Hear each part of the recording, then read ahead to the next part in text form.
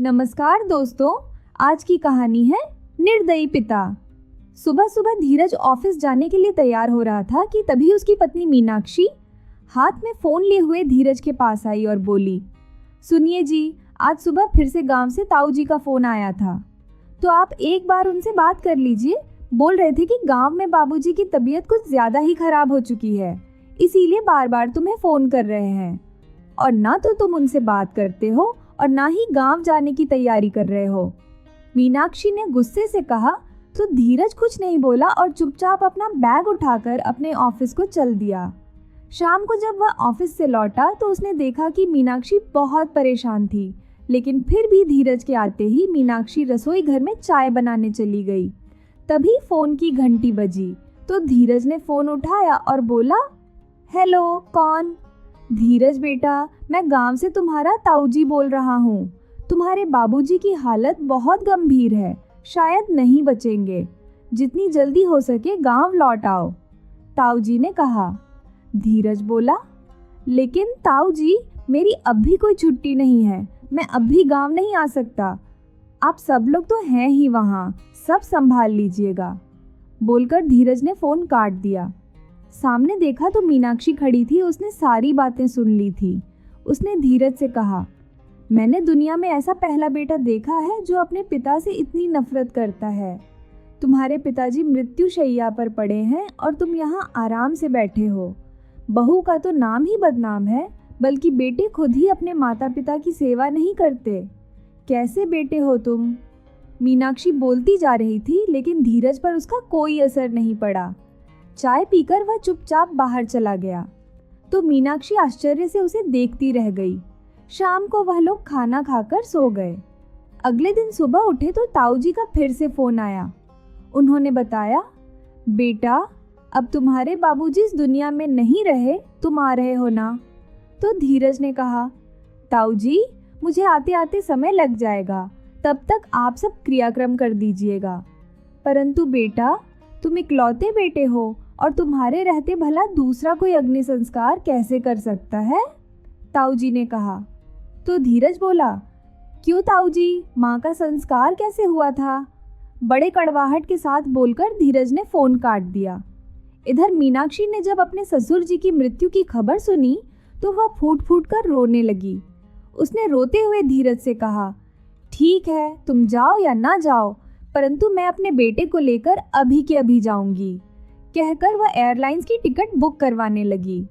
तो धीरज ने कुछ नहीं कहा, वह भी चुपचाप गांव जाने के लिए तैयार होने लगा। और जब तक वह दोनों गांव पहुंचे तब तक बाबूजी का दाह संस्कार हो चुका था, परंतु फिर भी बाकी के क्रियाक्रम धीरज के हाथों संपन्न कराए गए। गांव की बूढ़ी औरतें सब आपस में कानाफूसी करने लगीं। इस बार मीनाक्षी ने ठान लिया था कि इस रहस्य को वह जानकर ही रहेगी। सारे क्रियाक्रम संपन्न होने के बाद सारे मेहमान धीरे धीरे जाने लगे। पूरा घर खाली हो गया। पास में रहने वाले ताऊजी और ताई जी रह गई थीं। उस दिन अच्छा मौका देखकर मीनाक्षी ने रात के खाने के बाद ताई जी को जब दूध का गिलास देने गई तो उन्हें अकेला देखकर उसने पूछा, ताई जी, आज मैं आपको धीरज के बारे में कुछ पूछना चाहती हूँ। पूछो बेटा, तुझे क्या पूछना है? ताई जी ने ठंडी सांस भरते हुए कहा। तो मीनाक्षी बोली, धीरज ने बाबूजी से इतनी दूरी क्यों बना रखी है? ताई जी अभी वह दोनों बात कर ही रही थी कि तभी पड़ोस की दादी सास आ गई।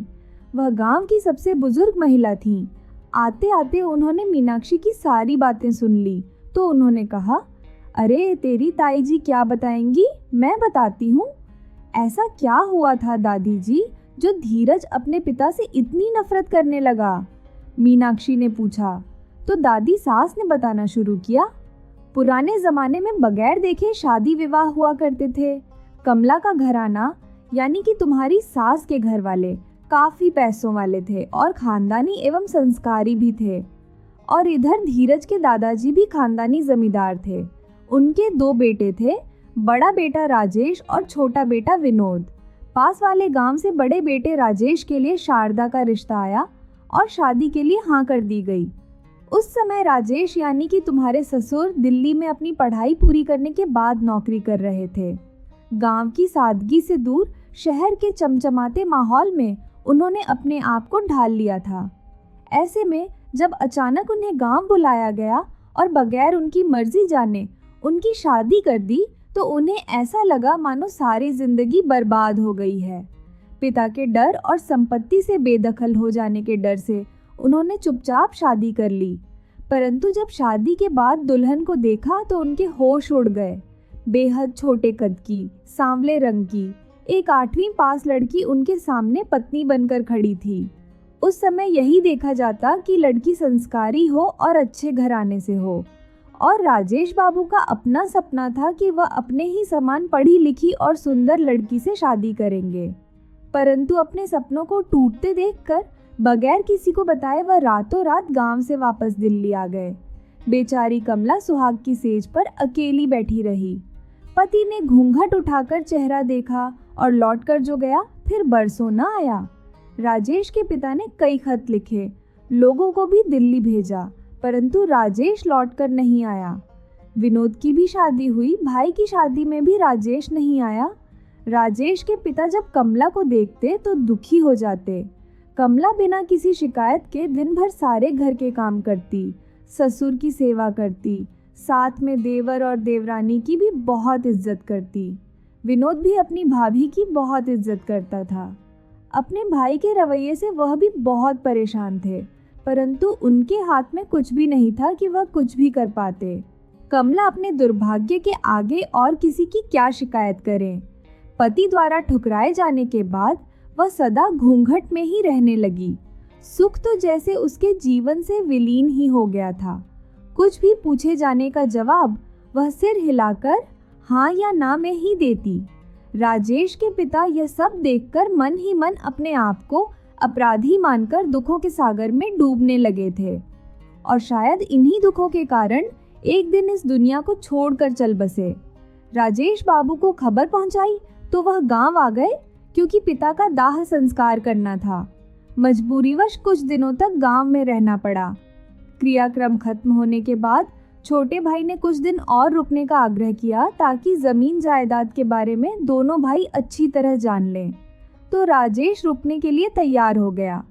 आखिर जमीन जायदाद का लालच किसे नहीं होता। इसी बीच गांव की कुछ औरतों ने राजेश को समझाया कि वह कमला को मन से अपना ले। आखिर उसकी क्या गलती है। शादी के बाद पहली बार गांव आए हैं, तो कम से कम अब तो उसे अपनी पत्नी का दर्जा देना चाहिए। क्या पता बेचारी कमला की भी किस्मत खुल जाए। तो पता नहीं क्या सोचकर राजेश इस बार कमला के कमरे में सोने लगा। तो कमला को भी बहुत खुशी मिली कि इतने दिन ना सही, पर अगर अभी राजेश उसे अपना ले तो क्या पता उसकी जिंदगी संवर जाएगी। लेकिन यह सब कितने दिनों तक चलता। एक दिन राजेश वापस दिल्ली लौट गया तो कमला फिर से उदास रहने लगी। एक दिन अचानक कमला को सुबह उठते ही उल्टियां शुरू हो गईं। तो चाची सास और दादी सास बहुत खुश हो गई और पूरे गांव में खबर करती। सब लोग बहुत खुश हो गए कि आखिर राजेश ने कमला को अपना ही लिया। परंतु कमला यह सब जानती थी कि प्यार वाला प्यार कुछ नहीं था। सिर्फ एक जिस्मानी की ज़रूरत से मजबूरी में राजेश को अपनी पत्नी के साथ पूरी करनी पड़ी। गर्भावस्था में भी कमला बेचारी घर का पूरा काम करती और अपनी देवरानी के हुक्म सुनती। बेचारे विनोद की अपनी पत्नी के आगे एक न चलती थी। ऐसा नहीं था कि कमला के मायके वाले इन सारी घटनाओं को नहीं जानते थे। वह कई बार कमला को लेने के लिए आए, लेकिन कमला अपने मायके नहीं गई। उसने साफ साफ कह दिया, जो मेरी तकदीर में था वही मुझे मिला। इसमें किसी का कोई दोष नहीं है। यहाँ से अब कहीं नहीं जाऊंगी। मैं नहीं चाहती कि मेरी वजह से मेरे पिता और भाइयों का सर नीचा हो। खैर, भगवान उस पर थोड़े सहायक हुए। उसने एक गोरे चिट्टे स्वस्थ बेटे को जन्म दिया। अब तो उस बेचारी को जीने का सहारा मिल गया था, परंतु उसकी देवरानी जलकर राख हो गई थी। उसने कई बार लोगों के सामने ताने भी दिए कि क्या पता यह बच्चा जेठ जी का है या मेरे पति का। यह सुनकर तो कमला का कलेजा दहला जाता, परंतु बेचारी क्या करती, सिर्फ भगवान के चरणों में अपने आंसू बहा लेती। परंतु कुछ दिनों बाद ही उस बेचारी ने पहले की तरह ही घर का काम संभाल लिया। एक तरफ बच्चे को संभालती, दूसरी तरफ घर के काम। विनोद ने कई बार भाभी की मदद करने के लिए घर में काम वाली बाई रखी, परंतु उसकी पत्नी ने किसी को टिकने नहीं दिया। वह अपने आप को घर की मालकिन समझती थी। मन में अलगाव की पीड़ा लिए बेचारी प्रतिदिन अपनी देवरानी से अपमानित होती रहती, परंतु उसके जीने का सिर्फ एक ही मकसद रह गया था, उसका बेटा धीरज। इसके पीछे वह अपना दुख भुलाने की कोशिश करती रही। बच्चे के जन्म के बाद कमला को कोई सेवा और अच्छा भोजन नहीं मिला, जिसके कारण धीरे धीरे उसके शरीर को बीमारी ने घेर लिया। आखिरकार उसका था ही कौन जो उसकी चिंता करता। ससुर भी इस दुनिया से जा चुके थे। हाँ, गांव के लोग और आंगन की पुरानी औरतें उसे बहुत सम्मान देती थीं। दूसरी ओर राजेश ने दूसरी शादी कर ली थी और वह अब गांव नहीं आता था। यह खबर कमला के साथ साथ गांव वालों को भी हो गई थी। हालांकि कमला ने अपने बच्चे के सहारे जीने की आदत बना ली थी। वह अक्सर सोचती कि अगर पति का प्यार नहीं मिल रहा है तो कोई फर्क नहीं पड़ता, कम से कम एक बेटा है जो उसका सहारा बनेगा। लेकिन तकदीर को यह भी मंजूर नहीं था। जब धीरज 5 साल का हो गया, एक दिन अचानक राजेश गांव में आया और यह आदेश दिया कि वह धीरज को लेकर दिल्ली जा रहा है। यह सुनकर कमला पर जैसे आकाश से गिरे किसी विपत्ति का पहाड़ टूट पड़ा।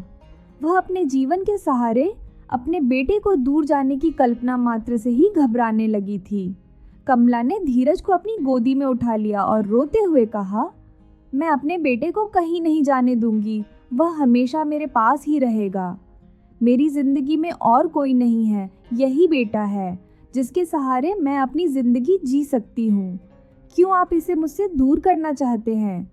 तो राजेश ने बच्चे को अपनी ओर खींचते हुए धमकी देते हुए कहा, या तो यह बच्चा मेरे साथ जाएगा, नहीं तो इसे इस दुनिया से ही भेज दूंगा। इतना सुनते ही कमला सम्मोहित हो गई। अपनी माँ को रोते देख धीरज भी जोर जोर से रोने लगा और अपनी माँ की तरफ जाने के लिए छटपटा लगा। पर राजेश को उस पर बिल्कुल भी दया नहीं आई और वह लगभग उसे खींचते हुए गोद में उठाकर वहां से चल पड़ा। जो बच्चा उन्हें पहचानता तक नहीं था, आज राजेश उस बच्चे का बाप बनकर आया था। राजेश तो धीरज को लेकर चला गया, पर इधर न जाने कितने दिनों तक कमला बिना खाए पिए अपने कमरे में मुंह छुपाए रोती रही। उधर कुछ दिनों तक बच्चे ने परेशान किया, पर धीरे धीरे वह अपनी माँ को भूलने लगा। राजेश ने अपनी दूसरी पत्नी को ही उसकी माँ के रूप में बताया और इसी तरह लगभग 7 साल बीत गए। इन 7 सालों में बेचारी कमला हर क्षण अपने बेटे के लिए तड़पती रही। उन दिनों घर घर फोन भी नहीं हुआ करते थे, बस एक डाक की चिट्ठी और तार का इंतजार किया करते थे। मन का यह रोग तन पर भी भारी पड़ गया और एक दिन पता चला कि कमला को कैंसर हो गया है। तो आसपास की सभी औरतें कमला से मिलने के लिए आईं और खूब रोईं, लेकिन उनके रोने से कमला का भाग्य कहाँ बदलने वाला था। उसकी देवरानी भी उसे अकेले छोड़कर दूसरी जगह जा बसी। जब कमला के दोनों भाइयों को अपनी बहन के कैंसर के बारे में पता चला, तो दोनों भाई कमला से मिलने के लिए आए और उसे अपने साथ गांव जाने को कहा। तो कमला ने साफ साफ कह दिया, एक परित्याग की हुई पत्नी के रूप में मैं ससुराल से मायके नहीं जाना चाहती। मैं अपने ससुराल से ही सुहागन के रूप में विदा होना चाहती हूँ। अगर आप सब लोग मेरे ऊपर इतनी दया करना चाहते हैं तो बस एक बार मुझे मेरे बेटे से मिलवा दीजिए। बस आप सबसे मेरी इतनी ही विनती है। तो पास खड़े कमला के देवर विनोद से अपनी भाभी का दुख देखा नहीं गया। उसने अपने बड़े भाई को अपनी भाभी की बीमारी के बारे में खबर कर दी और उनकी इच्छा भी बता दी। पर पत्थर दिल राजेश का दिल नहीं पिघला और उसने खुद भी आने से और अपने बेटे को भी भेजने से मना कर दिया। तो विनोद ने कहा, इतने कठोर दिल मत बनिए भाई साहब, एक बार आकर धीरज को भाभी से मिलवा दीजिए और आप भी मिल लीजिए, शायद वह चैन से मर सके।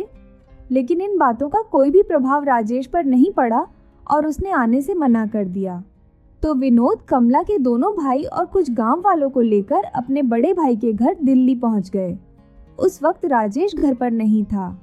बेल बजाने पर उनकी दूसरी पत्नी बाहर निकलकर आई और दरवाजा खोला तो वह लोग सीधे अंदर घुस गए और चिल्लाते हुए बोले, राजेश और धीरज कहाँ हैं?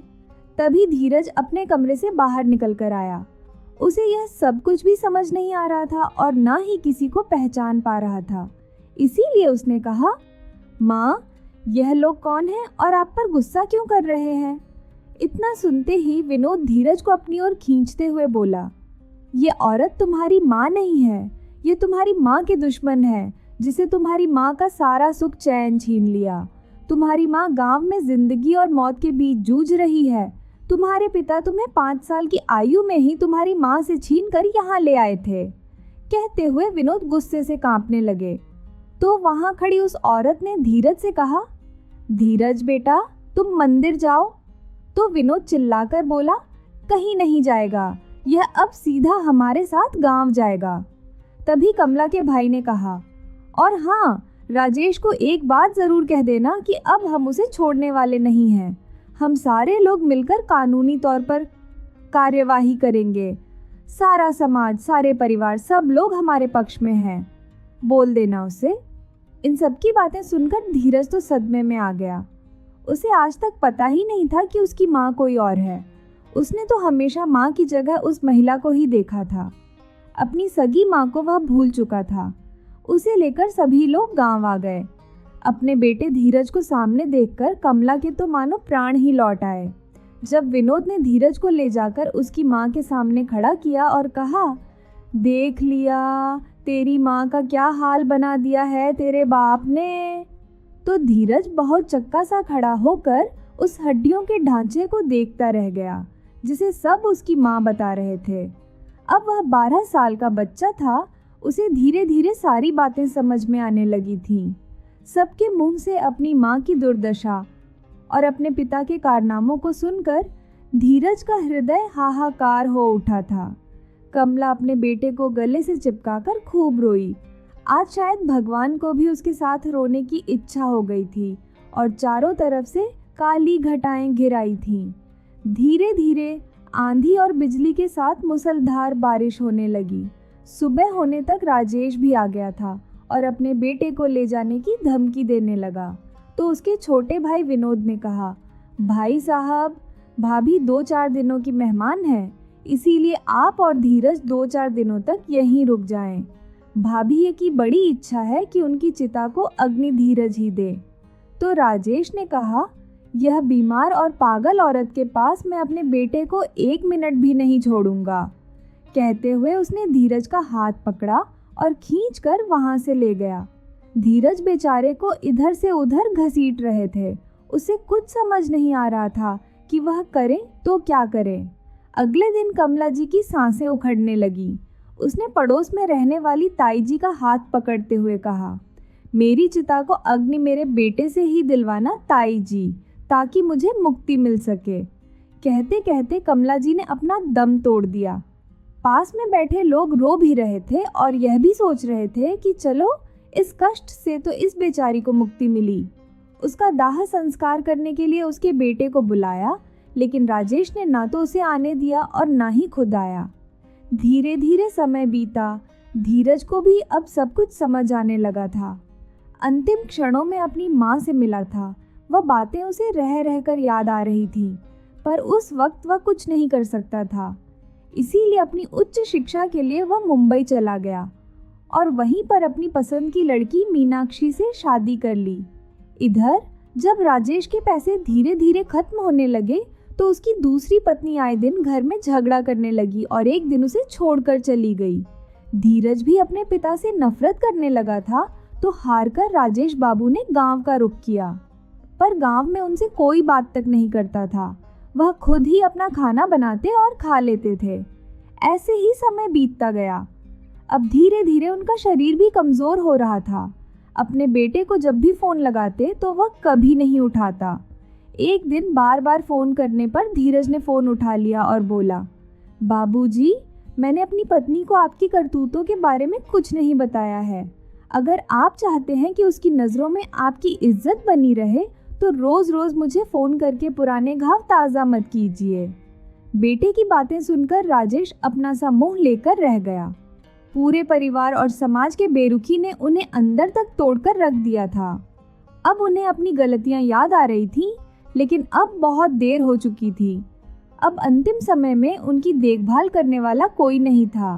तो हारकर पड़ोस में रहने वाले शर्मा ताऊजी ने धीरज को फोन किया, लेकिन धीरज के जवाब के आगे वह चुप रह गए, क्योंकि उन्हें याद था कि जब कमला का आखिरी वक्त चल रहा था तब सब लोगों ने कितनी विनती की थी राजेश और धीरज को रोकने की, परंतु राजेश बाबू धीरज को लेकर यहाँ से चले गए और कमला के अंतिम संस्कार में भी उसके बेटे को नहीं आने दिया। धीरज की माँ की अंतिम इच्छा यह थी कि वह उसे अग्नि दे, लेकिन वह पूरी नहीं हो सकी। उस समय धीरज केवल 12 साल का था और उसे धीरे धीरे सब समझने लगा था। तब वह कुछ नहीं कह सका, लेकिन जैसे जैसे वह बड़ा होता गया उसके दिल में अपने पिता के प्रति नफरत बढ़ने लगी। इसी कारण धीरज अपने पिता को अग्नि देने नहीं आया। दादी सास से अपनी सास की दुख भरी कहानी सुनकर मीनाक्षी की आंखों में आंसू बहने लगे। उस पूरी रात मीनाक्षी सो नहीं सकी और अगले दिन सुबह होते ही उसने धीरज से मुंबई वापस जाने के लिए कहा। घर लौटने के बाद मीनाक्षी ने रोते हुए धीरज से कहा, मुझे माफ़ कर दो धीरज, मुझे नहीं पता था कि अम्मा जी के साथ इतना कुछ हुआ था और उन्हें दुख देने वाले बाबूजी थे। मैंने तुमसे जो कुछ भी कहा वह गलत था, पर तुमने कभी कुछ नहीं कहा। ये सुनकर धीरज भी खुद को रोक न सका और वह भी रोने लगा। कुछ देर तक दोनों साथ में रोते रहे। आज धीरज का दिल और आत्मा दोनों हल्के हो गए थे। धीरज अपनी अलमारी से माँ की फोटो निकालकर उसे फूलों से सजाकर दीपक जलाने गया।